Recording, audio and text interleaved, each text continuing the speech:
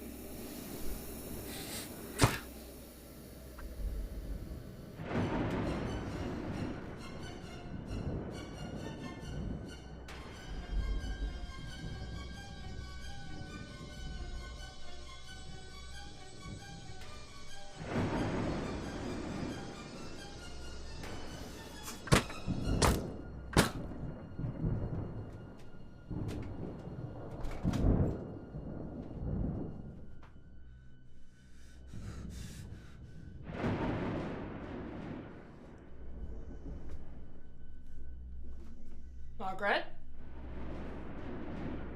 Lisa?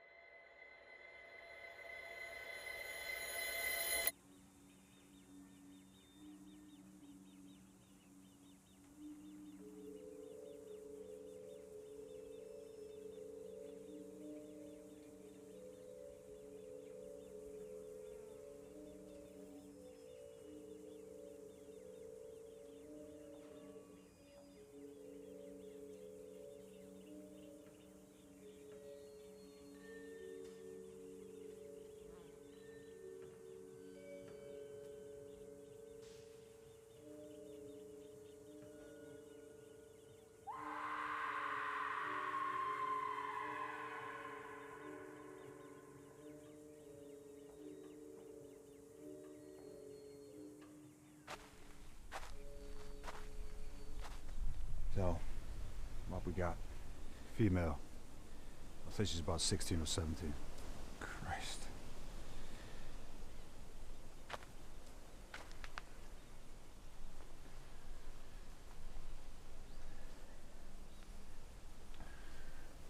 Look at your marks around the throat. No defensive wounds on the hands. Maybe she was taken by surprise. Perhaps approached from behind. She's been in the water for a while.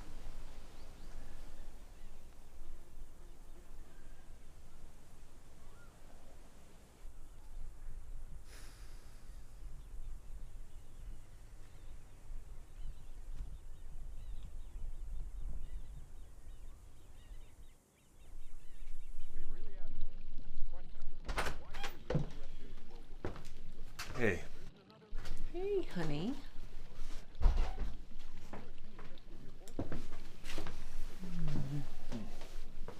Oh. Tough day, huh? You could say that. Deb home? Yeah. She's upstairs. Tell her dinner will be ready in half hour.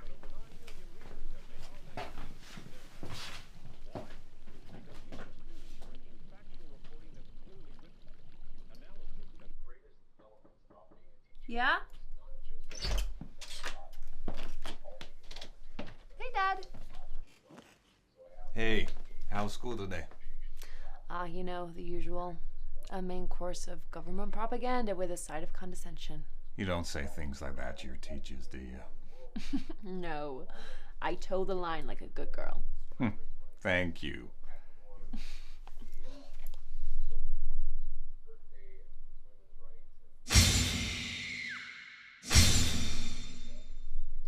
You okay, Dad? Yeah. Yeah, I'm fine. Your mother said dinner will be ready in half hour. Cool. Thanks.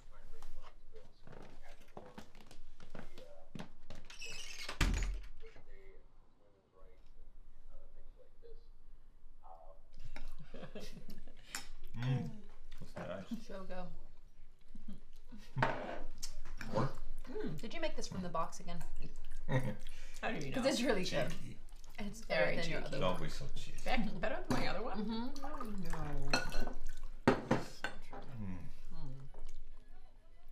So, what's happened today? Well, you've got a funny story about Mrs. Appleby, don't you? I think she stole the other neighbor's baby. What? Yeah. Because I heard crying coming from her house. Maybe it was her granddaughter.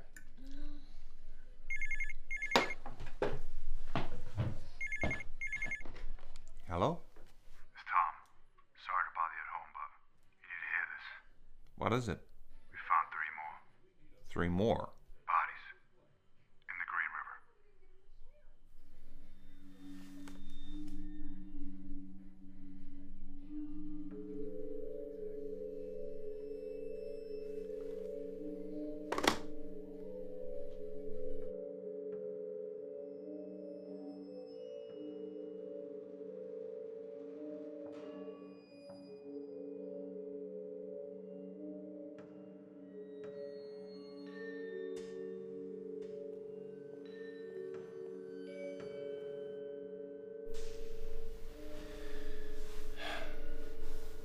The ligature marks to the neck are consistent with an approach from behind.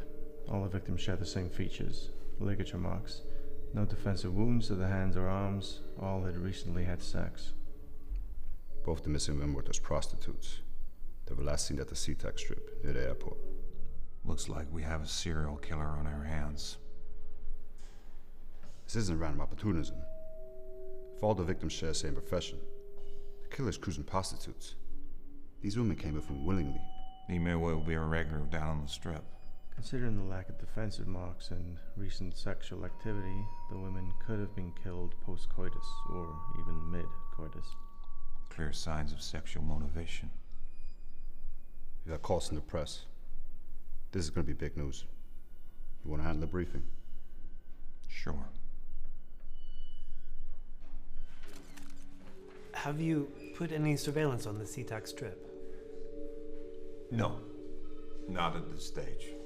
How many officers have you put onto the task force? That number I cannot tell you right now. We'll get back to you on that. How much is this going to cost the taxpayer? I can't answer that. Next. Is there any truth to the rumor that the police are not taking this seriously because it involves prostitutes? No, there is no truth in that. Anyone else? Well, do you have any suspects?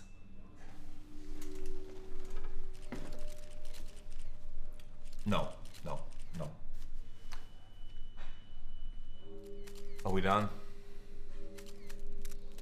Thank you for coming. Thank you.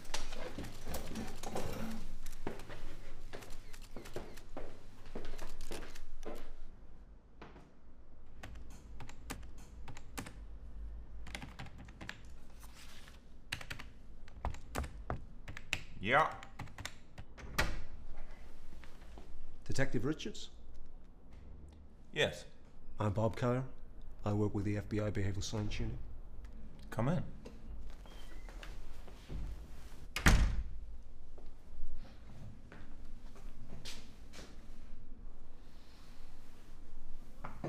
So, what brings you to Green River?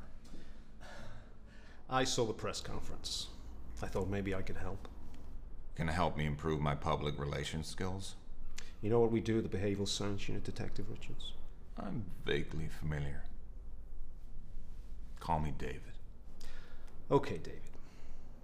We develop and provide programs of training, research, and consultation in the behavioral and social sciences for the FBI and law enforcement community.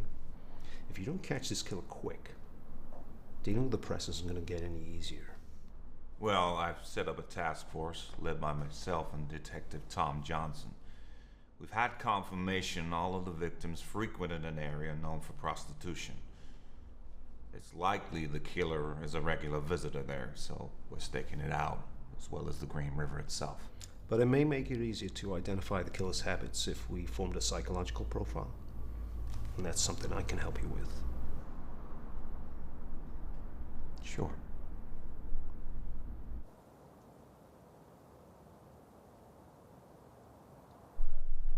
Have you ever had any direct experience with a serial killer, beyond just consulting on the case files? I have. Back in '74, I was a rookie detective in King County. 2 girls disappeared from Lake Sammamish State Park, and several of us were assigned to assist the Issaquah police. I became part of a task force. We identified Ted Bundy as the main suspect in the murders. You came face to face with him? Yeah. I sat in on one of his first interviews after he was arrested. What was he like? On the surface, very articulate, always polite. In many ways, he reminded me of a politician. Smart appearance, and he knew how to dance around the tough questions, divert the conversation towards his own agenda. But you saw through it. I realized I had a nose for this kind of thing. I knew the moment he sat down in that interview room, he was wearing a mask of sanity. I saw the truth behind those eyes. He's on death row now, right?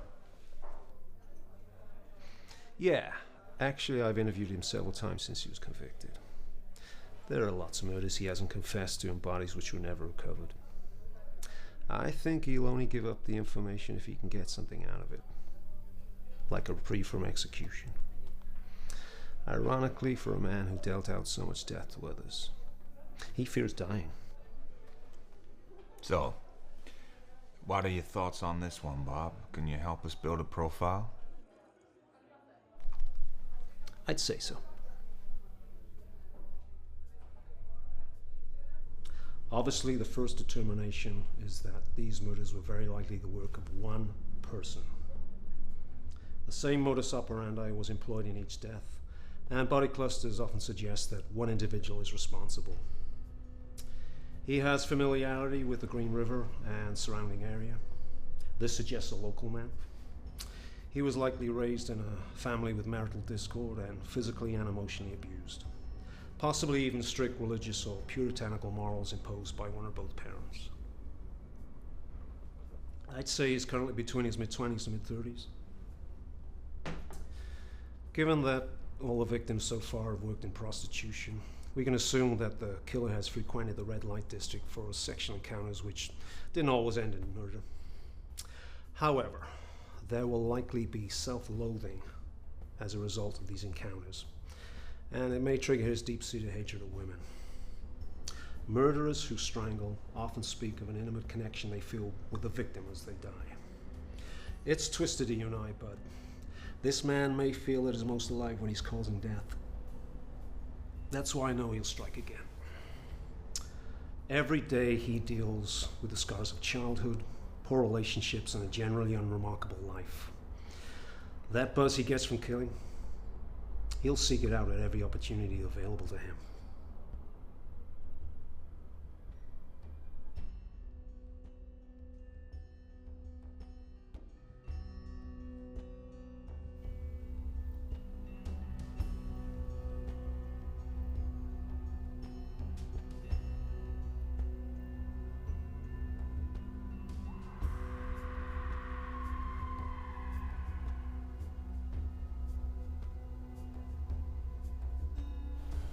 Strangulation, same as the others.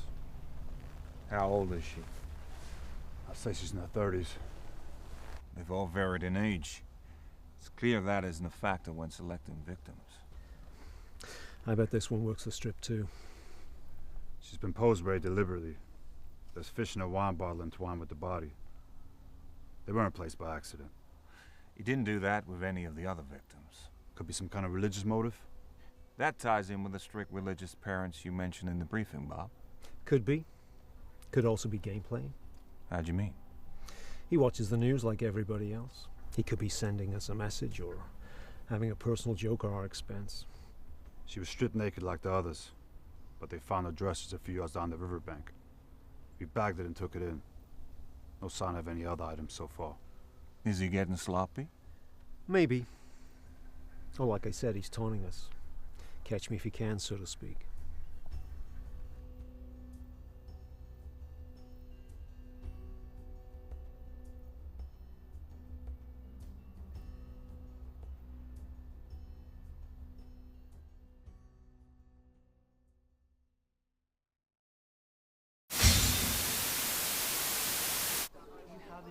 Out of the way, please.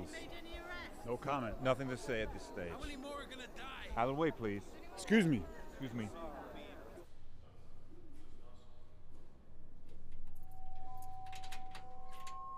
Seattle, another grim discovery today that could be connected to the string of Green River murders which have shaken that West Coast city.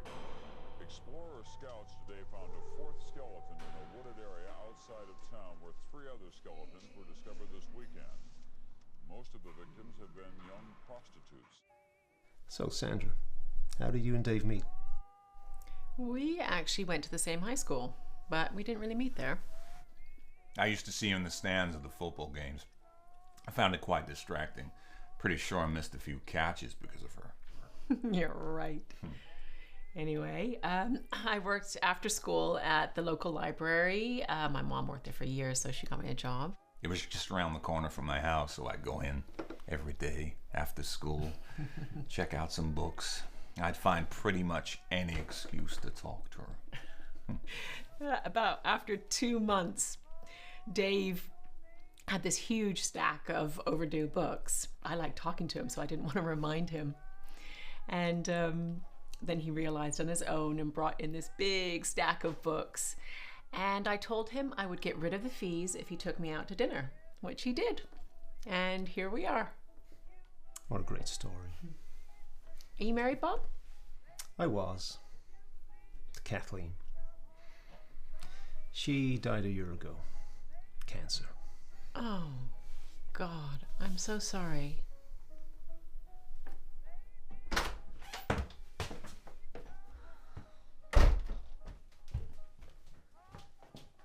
Hey, Deb. What was that about? I don't know. Do you want me to go talk to her? No. No. I'll go. Excuse me.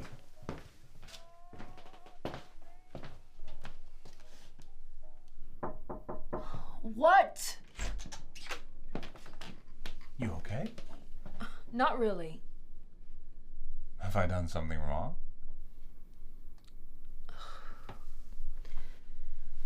I'm sorry. It's just, I was at a party earlier. Some guys started saying things. About what? You? What did they say? They said everyone in town knows you're messing up the case. Some of them said that their parents watch you on the news and call you names. What kind of names? They say you don't have any balls and that you're too weak to catch the killer.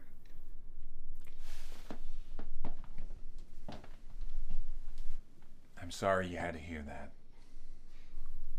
I know it's not your fault. I'm sorry for getting mad. It's just... You have every right to be annoyed. It's my job. You didn't ask for this.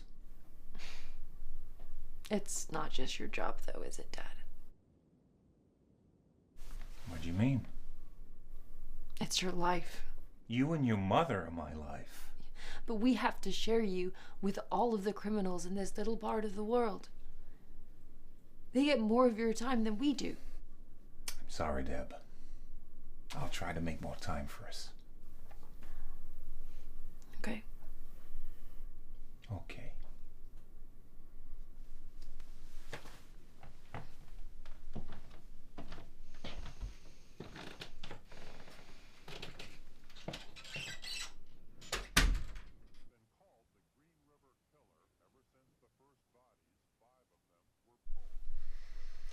You know this issue with the press isn't going to go away. I didn't have any new information. There was no point talking to them. Well, we did get something new today. Nothing to leak to the press yet, but it could change how you deal with the media. The posing of the body with the wine and the fish. Yeah. That wasn't part of his modus operandi with previous victims. That was his way of engaging with us. Or more to the point, you. It's like he's saying, "This is my banquet, detective." You really think he sat at home watching the news reports? Of course. Narcissism is one of the symptoms of psychopathy. That's the dichotomy. Damaged self-esteem on the one hand, but also a grandiose sense of self-importance on the other. In the killer's head, this murder spree may be the ultimate game. Now you're his main opponent. Sun Tzu, the Chinese general who wrote The Art of War, he said, "If you're far from your enemy, make him believe you're near." Just something to keep in mind.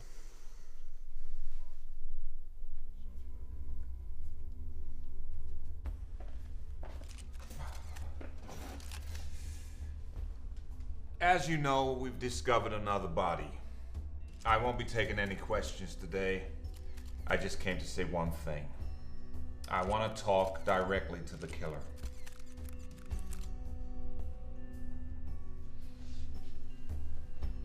I know you're out there watching this. I don't need profilers and psychiatrists to tell me you're a sick son of a bitch. You're not even a man. I doubt you have the equipment for it.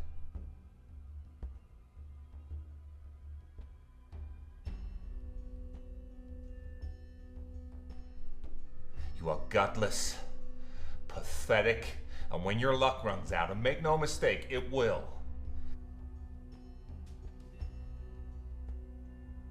that's a promise from me to you. Thank you.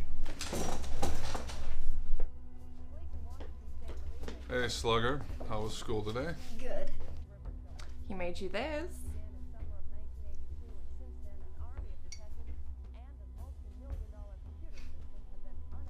Thank you.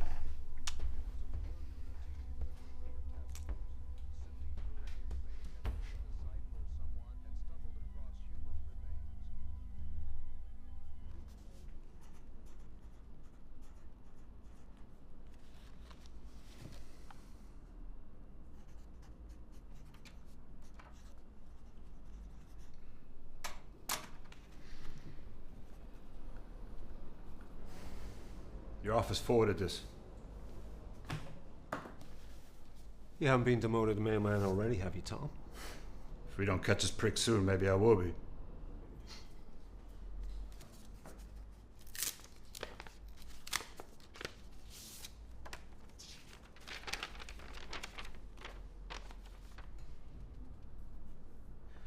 Oh my God.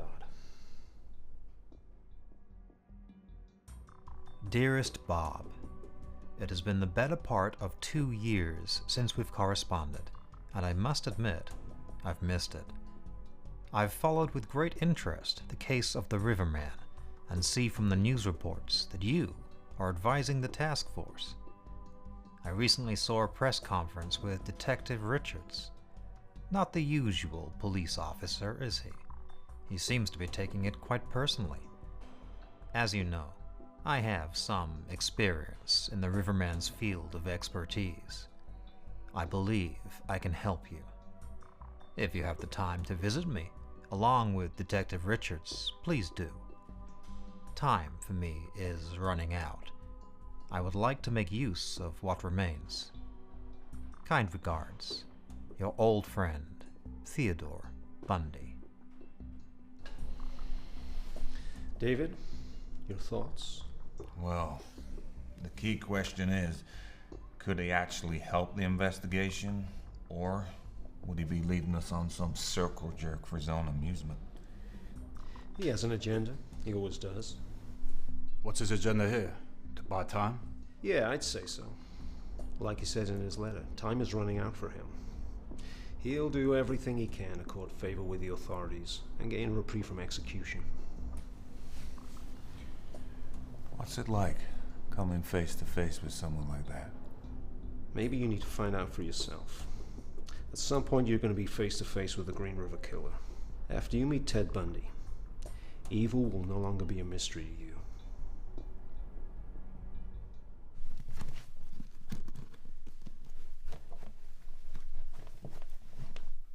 What? 2 days talking to a madman in Florida? Don't you have enough to deal with right now? It might be a complete waste of time. Or it could help with the investigation. Who knows? But we have no suspects yet. I have to try everything I can. I just worry about you, that's all. It'll be fine. Come here.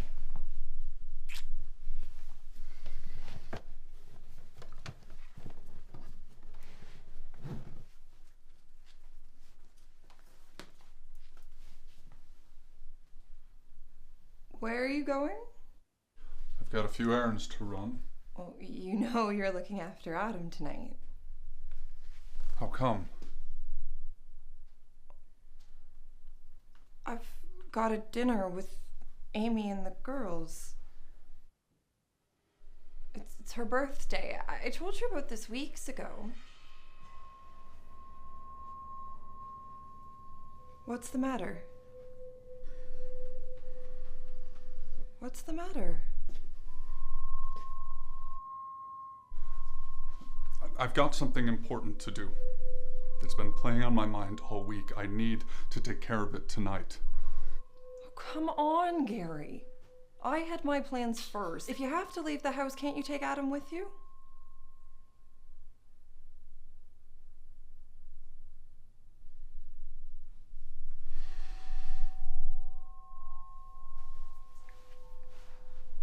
I guess so. Thank you. I'll be home around 11. All right.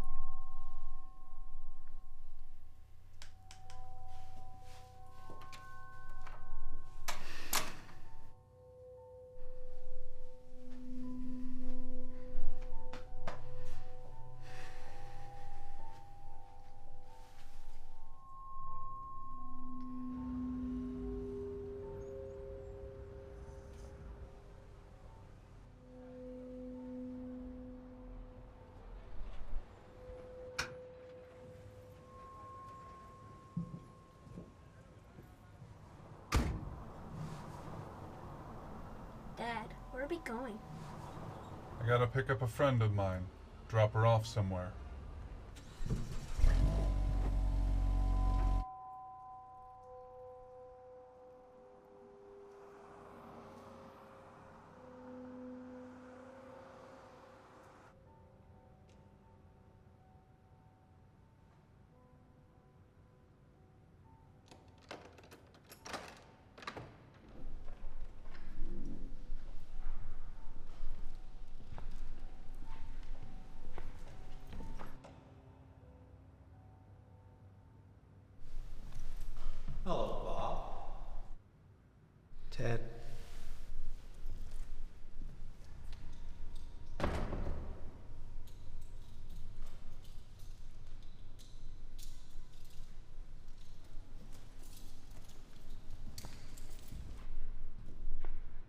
Long time no see.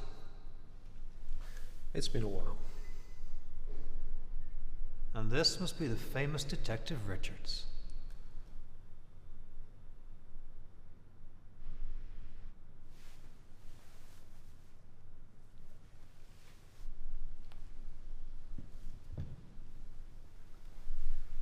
As always, Ted, we'll be recording this. Of course.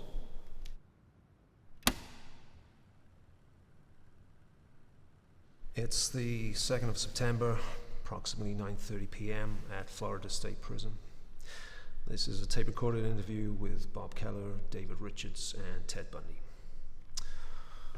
So, Ted, would you like to begin? Well, this is just sort of a spontaneous dialogue we're having here. I'm not approaching it in any organized fashion. I don't even know if I can be of any real assistance. You're the detectives, after all. We'd value any insight you may have. Well, did you bring a copy of the case file? I'm not sure it will be ethical to give you... It's fine.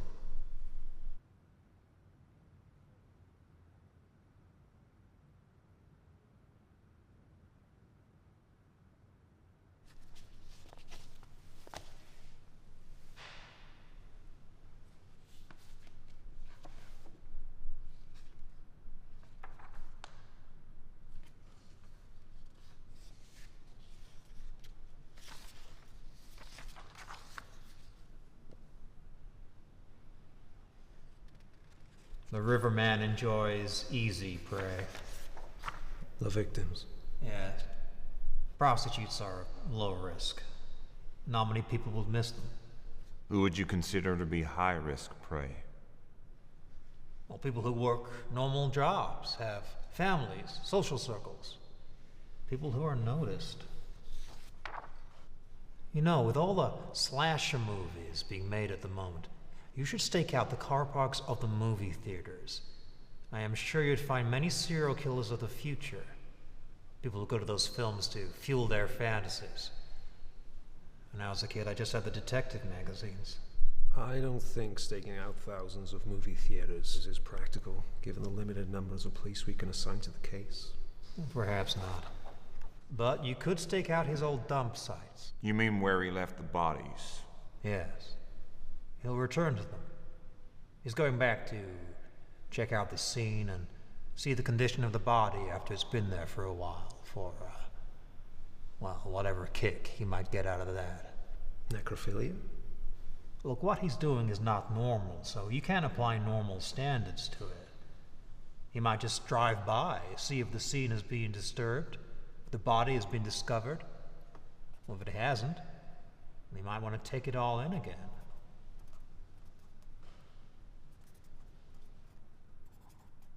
Would he go back to a site after we've discovered it? Oh, no. At that point, he wouldn't touch it with a 10-mile pole. Why do you think guys like him kill? Well, there's a certain aspect of possessiveness in serial killing. I think that's one way of describing it in, well, rather bland terms, but a possessiveness where the corpse might easily be as important as the live victim in some respects. What I mean is a possessiveness, an ownership, a taking, if you will. And that's part of the syndrome. And I think that's one of the reasons why, in some cases, not all, certainly, but he might be intending to return to the scene, interact with the body in some way. According to the time of death, all these murders happen on a weekday. What does that tell you? Well, he obviously prefers to trawl on a weekday. He might have other commitments at the weekend. People he's close to, perhaps. You think he has family? Well, possibly. What do you mean by troll? Well, it's what he does. Watching. Waiting. Selecting. He knows his hunting ground. Hey, Julie. Hey. This is my son. You remember I showed you a picture of him before? Oh, sure, yeah. So, what's the deal here? You want the kid to what? Because I'm into that. No, I didn't plan on bringing him along, but his mother had to go out. I figured we'd go to the woods, and he could wait in the car. I'll be quick. So, I remember. Get in. He targets his prey. He plans what he wants to do in his mind, down to the smallest detail. By the time he closes in, it's almost like it's already happened.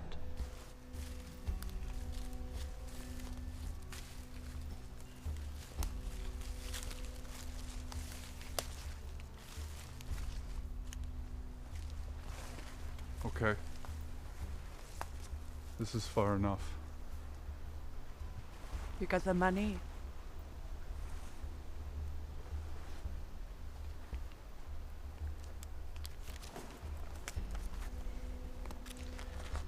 So, how you want to do this? That tree over there, bend over it.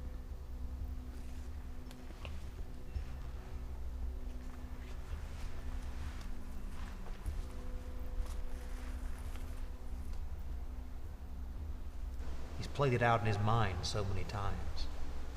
But when the time is right and he swoops on his chosen one, well, then it's like the spider and the fly.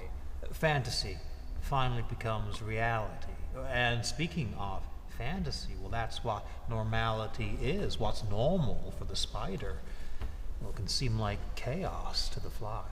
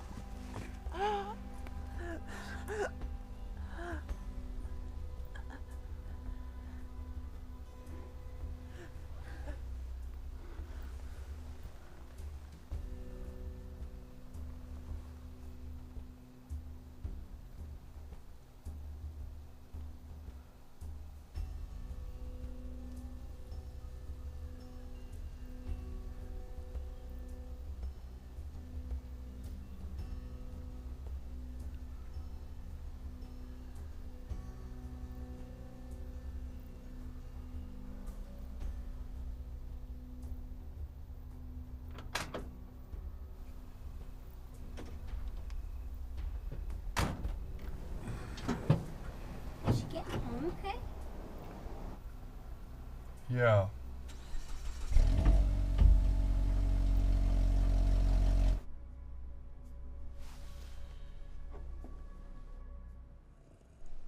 Can you go there, detective?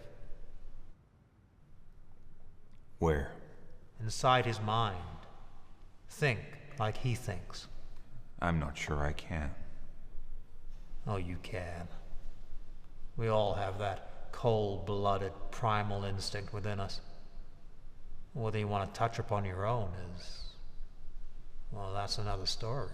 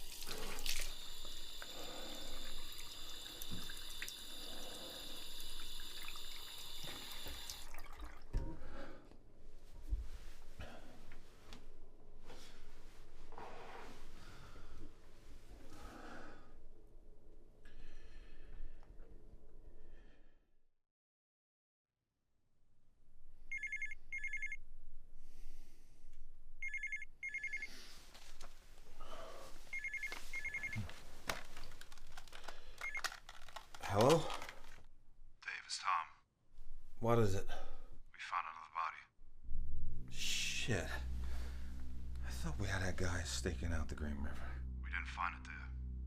This one was found in the woodland near Long Avenue. Definitely him, though. Same MO. You tell the press yet? No, I've only showed the forensics team down there. Call it off. What do you mean?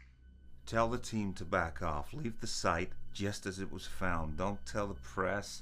Don't tell anyone in the department who doesn't already know. Leave the body exactly where it was found, Tom. Why? Bundy said the killer will return to where he dumped the bodies. If you leave this body there and he doesn't see anything on the news, he might think it's not been discovered yet. Then he'll go back. That's when we'll be staking out those woods. Okay. I'll go myself for Kavanagh. No, I'll go with you. I'm heading to the airport right now. I'll be back in a few hours, yeah? Got it. Bye.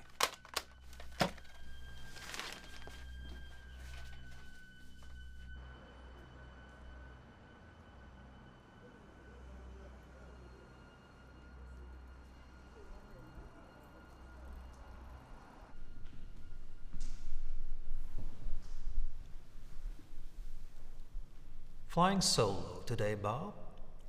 Detective Richards had to travel back to the Green River.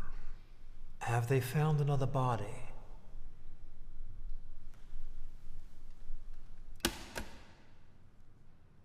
Well, I hope the information I gave yesterday was helpful. It was. And since you're in a helpful mood, I thought today we could discuss a different subject. And what's that? You know, Ted, there are still 5 cases we're concerned about. Missing girls, Washington and Utah. Okay. Well, maybe we can talk about that. I guess it depends. On what?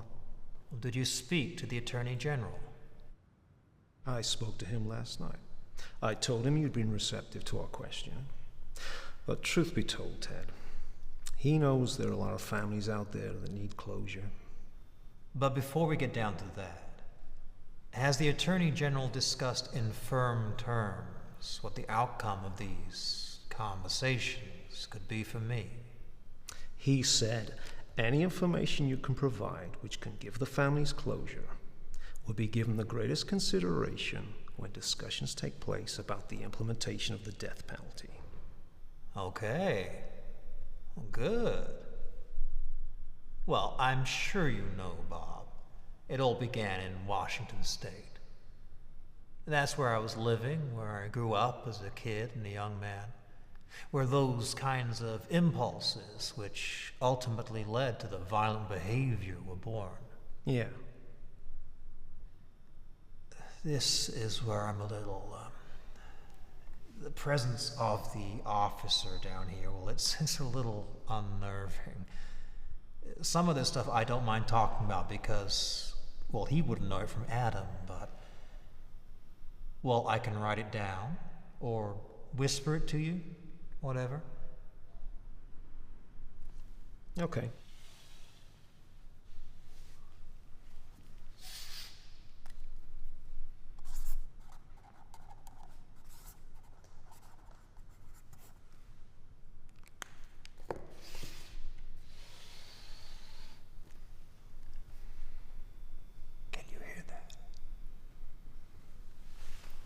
Yeah, I can hear it.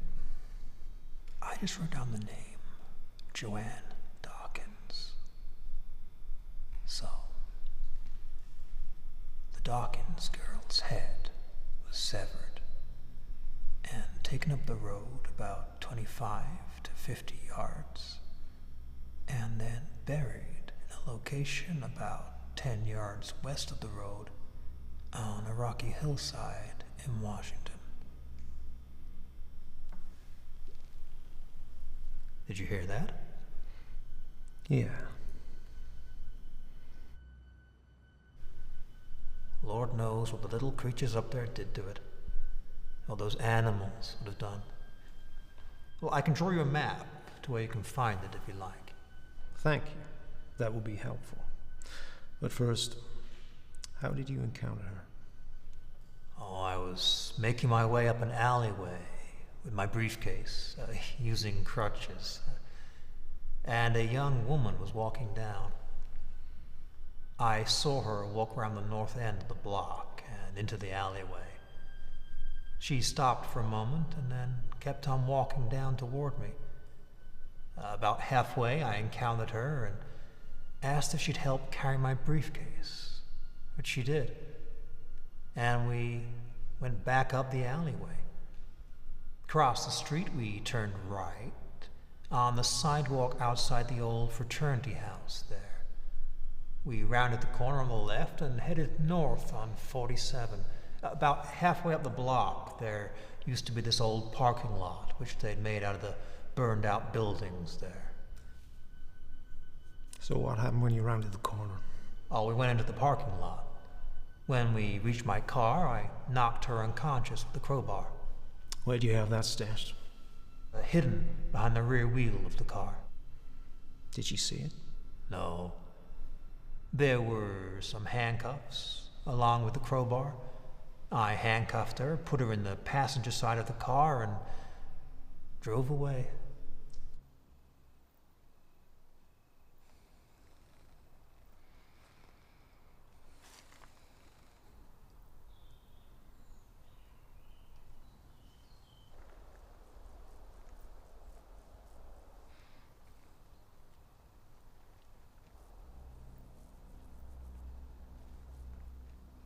Dave. Over there.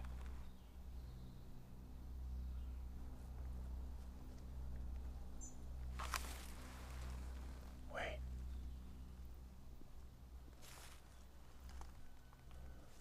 Wait.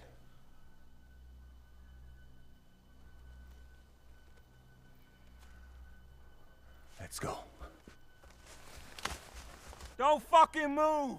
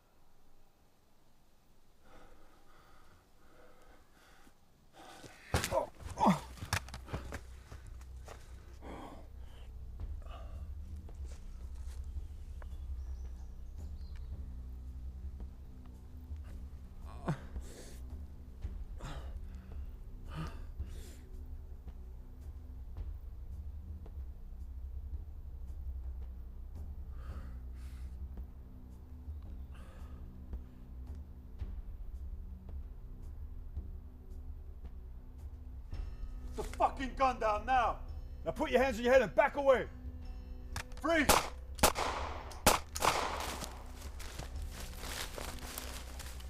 Society wants to believe it can identify bad or harmful individuals. But it's not practical. Well, the truth is, people who indulge in this sort of thing, well, they look just like everyone else. Their subconscious might be a raging inferno, but you'd never tell. They blend in so well.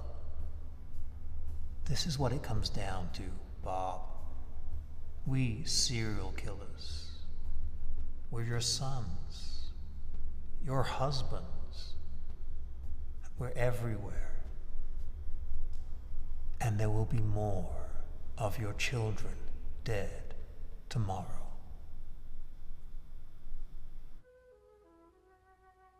All of us on this earth know that there is a time to live and that there is a time to die. Yet death is always a shock to those left behind. It is even more of a shock. Jesus, Dad. You scared me. I didn't realize anyone else was up. Sorry. Struggling to sleep? Yeah. I have a big test at school tomorrow, and No matter how hard I hit the books, I don't feel prepared. You'll do great. You always do.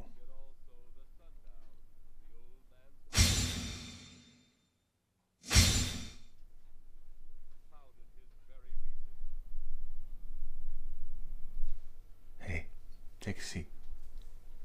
Watch some TV.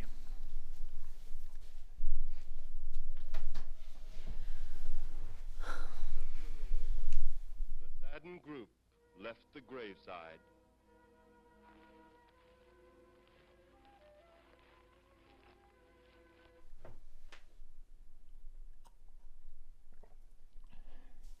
Deb, you know I love you, don't you?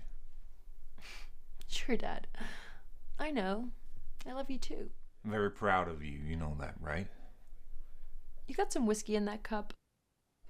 No, it's just tea. Then what's with all the declarations? I just want you to know how much you mean to me, that's all. You're sweet, Dad. But I better get back to bed. See if I can get some sleep. Okay, sweetheart. Good night. Night.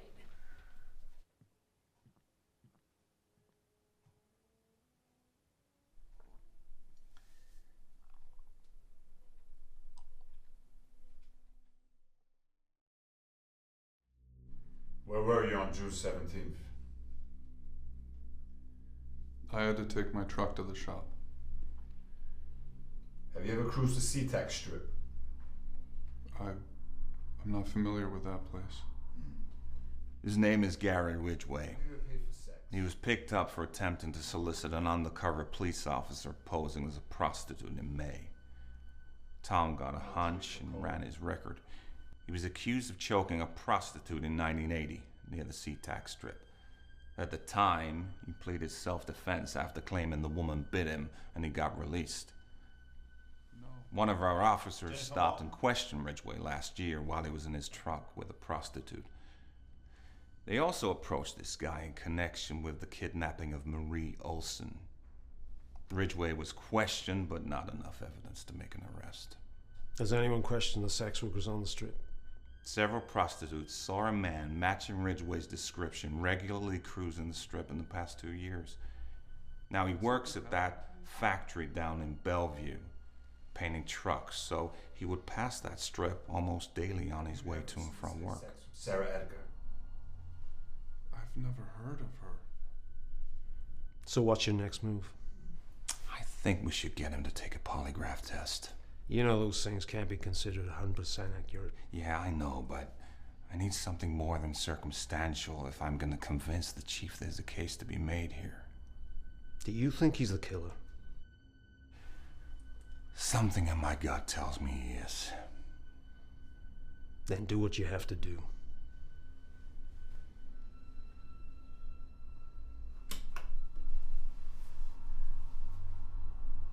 Is your name Gary Leon Ridgway? Yes. Have you ever cruised the SeaTac Strip? No. Have you ever hired a prostitute? No.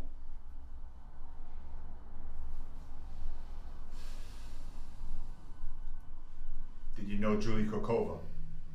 No.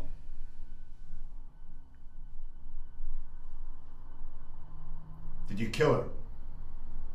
No.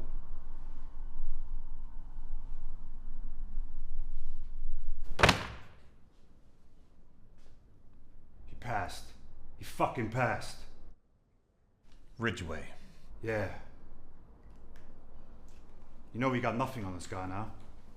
The executed search warrant on his home turned up nothing. The forensics team test this guy? They took everything from him. Saliva, piss, the whole shebang. There's nothing conclusive to the link of any of the crime scenes. Shit. We gotta let him go.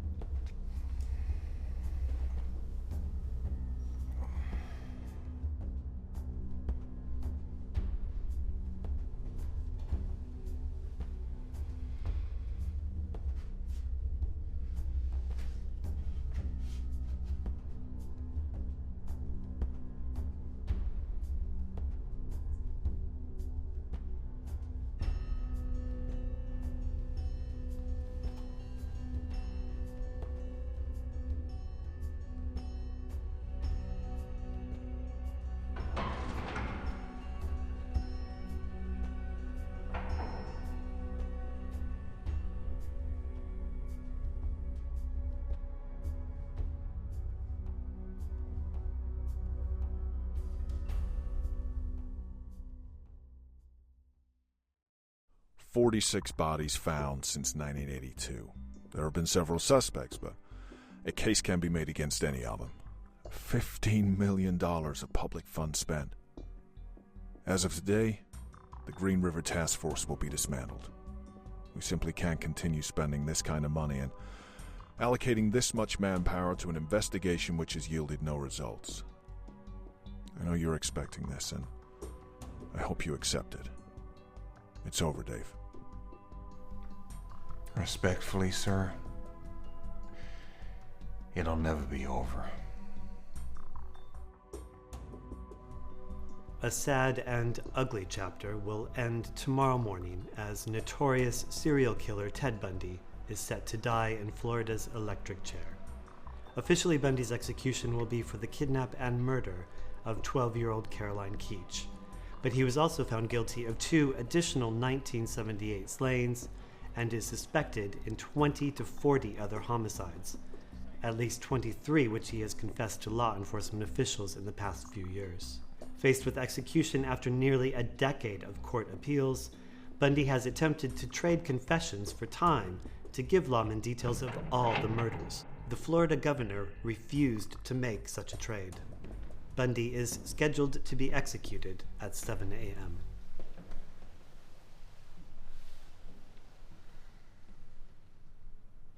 Bob? Ted? You know, I could still provide information. I've remembered things that might help the families. I know you're hoping for a phone call, but I don't think it'll come. Many feel justice is being served tomorrow. What about you, Bob? Do you think justice is being served? I'm not here to pass judgment, Ted. Well, then why are you here? I'm interested in your thoughts on something. What's that? Why'd you go down this road? Well, everyone asks that. Yeah, but you never really answered it before, have you? What's the point? Help people understand, perhaps. Maybe I can give you a little insight, too. Maybe the truth is, I don't have an answer to your question. Whenever I'm interviewed, people always ask if I feel guilt for what I've done. Guilt. It's an illusion, a mechanism of social control. It's very unhealthy, does terrible things to the body. What about when you were young, Ted? What was your emotional state of mind? Confusion. I could never understand what made people want to be friends, or what made people attracted to one another, or what underlays social interactions. I'd watch people and see them feel, but I don't know. I could never be like them. Do you remember the first time you felt the urges? I certainly fantasized. Well, as a young boy of 12 or 13, I'd encountered softcore pornography. Outside the home, local drug or grocery stores. Young boys, they explore the sideways and byways of their neighborhood. And in our neighborhood, people would dump their garbage, and from time to time, we'd come across books of a more graphic nature, detective magazines, and so on. Well, I want to emphasize this. The most damaging kind of pornography, I'm talking from real personal experience here, is the kind which involves violence and sexual violence. The wedding of those two forces, as I know only too well, well, it brings about behavior that is too terrible to describe. When did fantasy become reality? Well, as a teen, I was dealing with very strong inhibitions against violent and criminal behavior that had been conditioned and bred into me by my environment, the neighborhood, schools, church.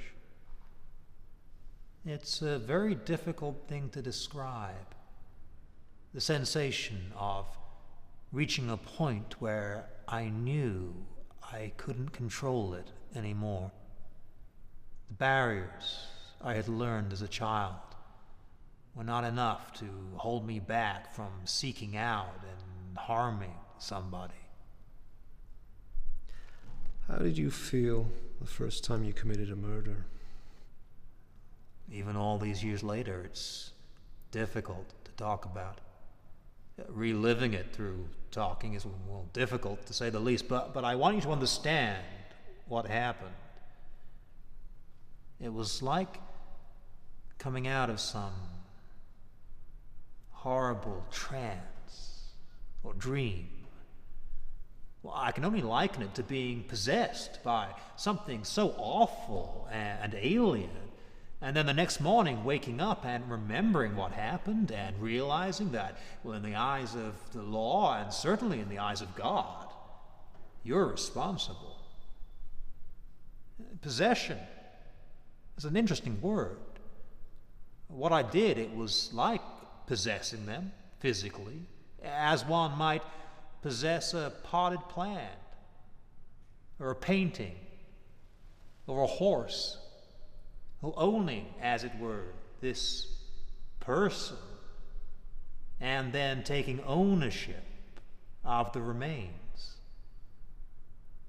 But when I'd wake up in the morning and realize what I'd done with a clear mind, with all my essential ethical and moral feelings intact, well, it absolutely horrified me. The feelings of pleasure derived from what you did clearly outweighed any feelings of being horrified, because you repeated it so much. Maybe so. Also, when you compare people to possessions, well, I think it's hard to believe that you felt anything. Certainly if in your mind, people are no different to material things. What's your point, Bob? I've spoken to your family, quite in depth actually, and they were very candid. I don't know if you know this, but your aunt has a very interesting memory of you from when you were 3 years old. What's that? She recalled waking up from a nap one day at your grandparents' house to find herself surrounded by knives from the kitchen. You were stood by your aunt's bed, smiling. Well, I can't say I remember that, Bob, so I'll have to take her word for it. If it's true, it's very telling, don't you think? How so? Well, in my line of work, I'm always asked, is serial killing down to nature or nurture? That incident with your aunt would suggest it's down to nature, that you were born with the darkness inside of you. But the thing is this, there are many people out there who are born with darkness inside of them. There are many people who suffer violence or have terrible things happen to them as kids, but they don't all grow up to be serial killers. Is this going somewhere, Bob? It's like the parable of the two wolves. And what's that? A father is talking to his son, and he says, there are two wolves inside of us, always at battle. The good wolf represents things like kindness, bravery, and love. The bad wolf represents things like greed, hatred, and fear. The son stops and thinks about it for a second, and then looks at his father and says, which one wins? And the father quietly replies, the one we feed. And I guess you think I fed the bad wolf, right? Yeah. Is it nature or nurture? A little of both for sure, but the bottom line is this. We all have a choice about the person we become. We create our own reality.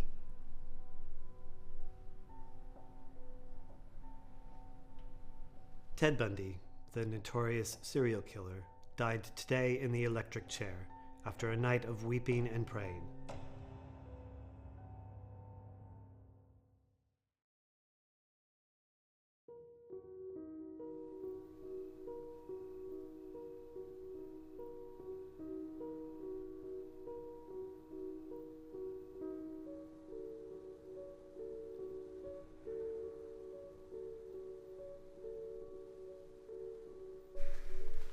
do that. So, your first press conference as the new chief. You nervous? Almost 20 years of dealing with the press. You get used to it. I'm proud of you. You deserve this. You've worked hard for it. I couldn't have done it without you.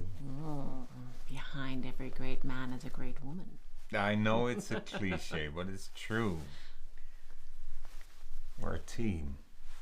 This isn't just my achievement, it's ours. Can I confess something? Yeah. I'm relieved. You are? Mm-hmm. A desk job gets you off the streets, which means I'm going to sleep better at night knowing you'll be safe.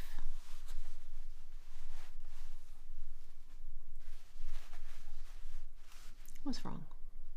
Nothing. There you go. Thanks, honey. Mm.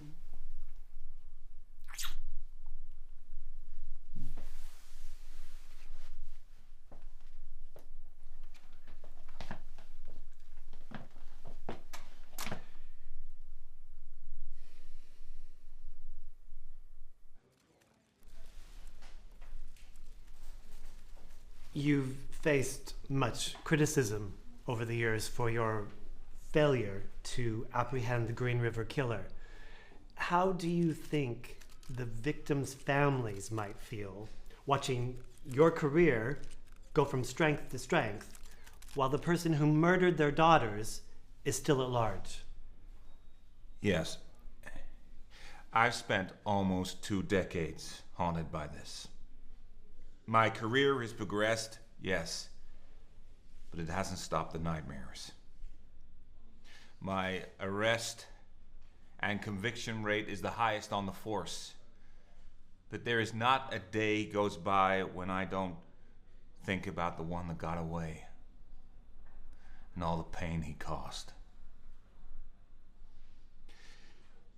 Which is why today I am announcing that I will be reforming the Green River Task Force.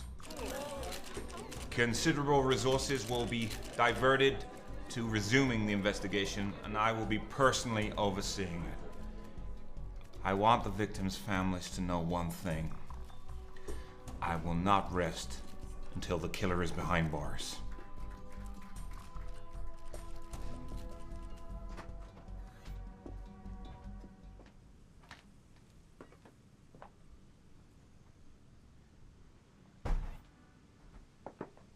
Saw the conference on TV? I did. I know you wanted me to play it safe and stay behind a desk, but I just can't let this one go. You gave years to this. I saw what it did to you. I'm worried. I just gotta get back out there and nail that son of a bitch. And you think if you find him, you're gonna not be haunted anymore? I don't know. But this isn't just about me. You gave your life to public service. You don't owe anyone anything. If we'd have lost Deb, you'd want justice, wouldn't you? Yes, of course. But you being a martyr doesn't do anyone any favors. When the case was active, you were here physically, but your mind was miles away. Is it a good thing for you to fight for other people's families when your own has to suffer for it? You know I love you. But this is how I was made. This is what you married. Well, if you've made up your mind, I guess there's nothing else for me to say. Will you support me? I can't do this without you. I'll always be by your side. You know that. And I hope when you find this guy, you get the inner peace that you're seeking.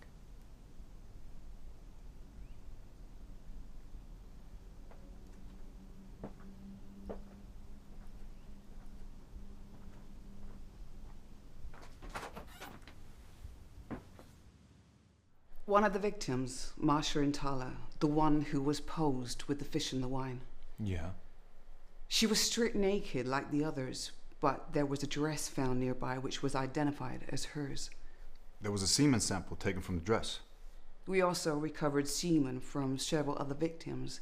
I know we established many years back that the samples were all from the same man. We just did not have the technology for a more detailed DNA profile. So, what can we do now?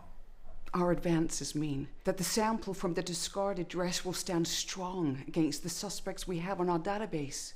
We should also be able to get matches on the semen samples retrieved from the other victims.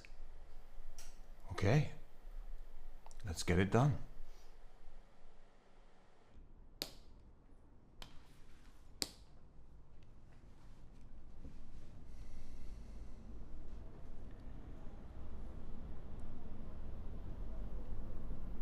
These are the results. The same gal's DNA matches every sample recovered from the victims. I don't even need to open this. It's Gary Ridgway, isn't it?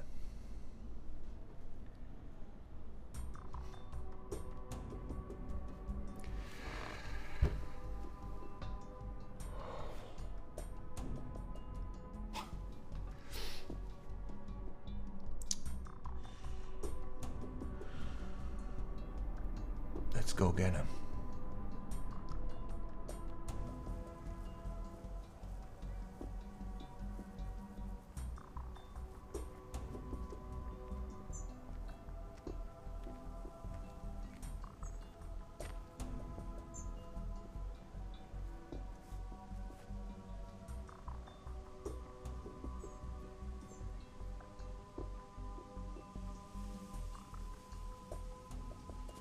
Put your hands in the air. One false move and I'll put two in the back of your head. Slowly. Put your hands behind your back.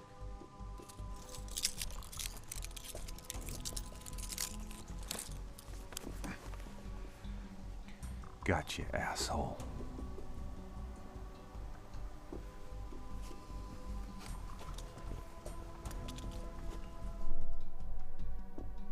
In the early 1980s, the area around the Green River, south of Seattle, is the site of one of the most gruesome serial killing sprees this country has ever seen. At least 49 women, police say, mostly prostitutes and runaways, disappeared or were found murdered along this stretch of water. Gary Leon Ridgway, now in custody, was a prime suspect back then, but police didn't have enough evidence to make a solid case. Now, new technology, police say, has linked Ridgway's DNA with DNA found on 3 of the Green River victims, while other evidence, police say, ties him to a 4th. A team of scientists spent more than 800 hours on the lab work.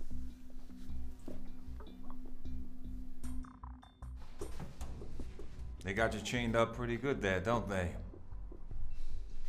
Yeah. They must be concerned about whether or not you're gonna run off, huh? I guess so. You wouldn't do that, would you? Not this time.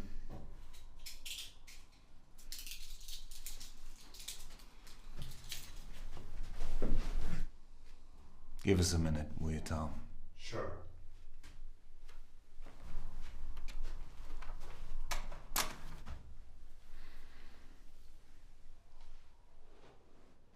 I'm the lead investigator on this case. I know. That means you and I must have stood in a lot of the same places. I think we stood in every place. What'd you think about that? You were on one side, I was on the other. Where I killed them, you were the one who recovered them. Now, finally, we meet. Yeah. I've been working on this case a long time. Looks like I've caused you a few gray hairs.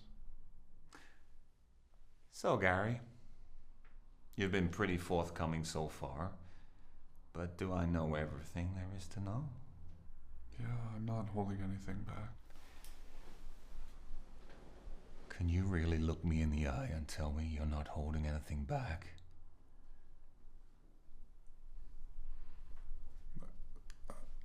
I haven't been, you know... Wait a minute. Your eyes are going back and forth. I'm not lying to you. Yes, you are. The thing is, Gary, you and I can be enemies, or we can be buddies. That's your choice. If you're gonna keep lying to me, then we'll be enemies. So, what you gonna do? I don't know what you want. The bodies. There are more, aren't there?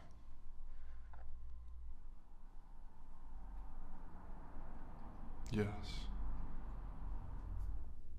So, how are we gonna work together? You want me to tell you where they are? Yes. We're gonna find every last one of them.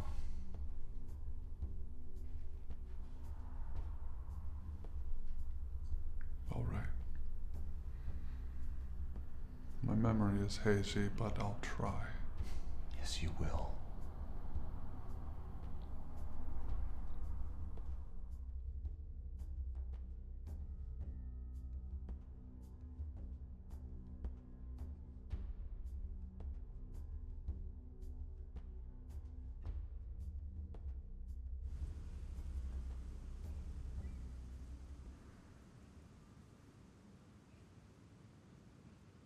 We should have gotten some champagne to celebrate.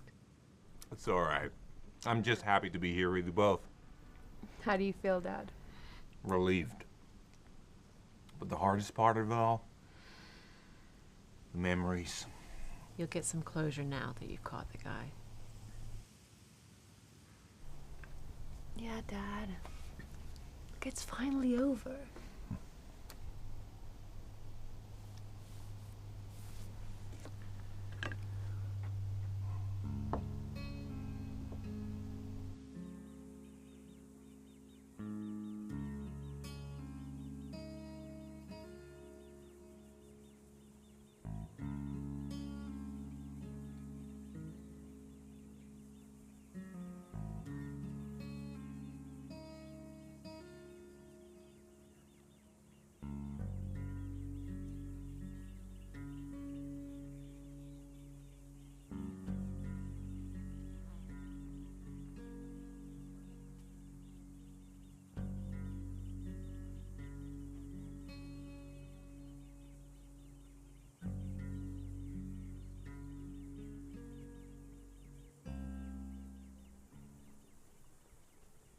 Bob, what you doing here? Thought I'd pay you a visit, given the recent headlines. I stopped by the house. Sandra said you might be here. It's good to see you. Been a while, huh? Yeah, it has. I think congratulations are in order. Oh, it was a team game. You were part of that team. You should give yourself a pat on the back. I think we can all be thankful for the advances in DNA. True. So, what now? Time to move on. Ridgeway's behind bars. The healing can begin. You know, there's one thing I keep asking myself. How do we stop this thing from happening again? There are a multitude of things we could do to make a difference. Greater education from a psychology standpoint. Spotting the warning signs of psychopathy early on. From a law enforcement standpoint. We have advances in DNA and a better network of communication between the agencies. But maybe I'm getting soft in my old age. I just can't help thinking about it from a philosophical standpoint. I'm intrigued. Well, if those of us who are positive in our intentions spread enough love and light, maybe there won't be so much darkness for evil to maneuver in. I never had you down as an idealist, Bob. I never used to be. But the times, they are a-changing. You know what?